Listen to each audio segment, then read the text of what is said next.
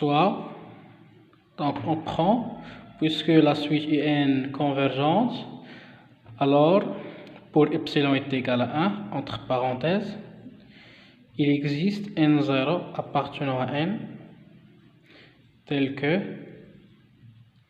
la définition de la limite dit qu'il existe n0 tel que, quel que soit n appartenant à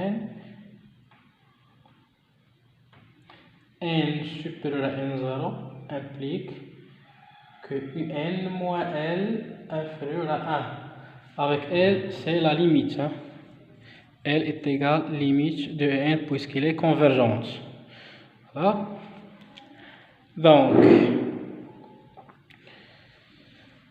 je vais ajouter ici L et ici L en valeur absolue. Donc, un moins L plus la valeur absolue de L inférieure est égale à 1 plus la valeur absolue de L. D'accord? Or, ça plus ça, d'après l'inégalité triangulaire. Donc, je vais faire un petit rappel. L'inégalité triangulaire dit que la valeur absolue de A plus la valeur absolue de P supérieure est égale à la valeur absolue de A plus P. D'accord? Donc, ça en valeur absolue plus ça en valeur absolue supérieure à la somme. Donc, la somme c'est UN. Donc, UN inférieur à C2, ça plus ça, qui est inférieur à 1 plus la valeur absolue de L. D'accord?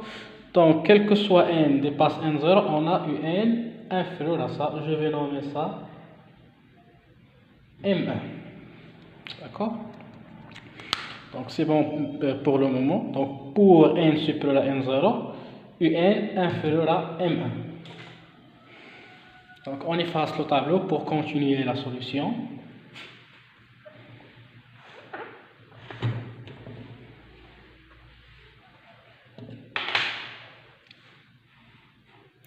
Ça va. Donc, on écrit ce qu'on a trouvé, quel que soit n supérieur à n0, la valeur absolue de n inférieure à m1.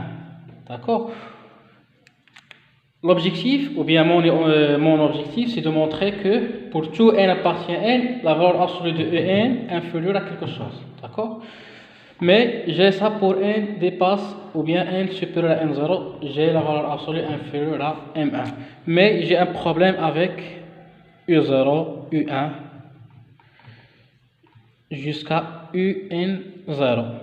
Alors, cet ensemble, les UN à partir de N0 sont bornés. Mais cet ensemble, comment on peut la borner?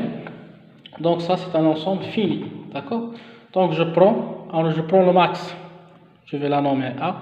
Donc, soit M2 est égal le max de UK ou bien le max de A, direction. D'accord?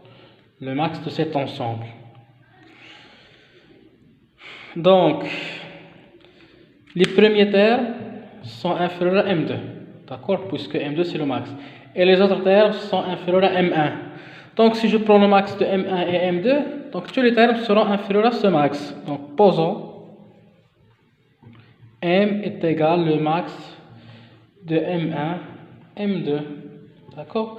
Alors, quel que soit n appartenant à n, il y a deux cas. Si n inférieur à n0, la valeur absolue de n inférieure à m2, qui est inférieure à m. Et si n supérieur à n0, la valeur absolue de n, puisque n dépasse n0, d'après ça, la valeur absolue de n inférieure à m1, qui est aussi inférieure à m. Donc, quel que soit n appartient à n, la valeur absolue de n inférieure à m. D'accord? Donc, la suite n est bornée.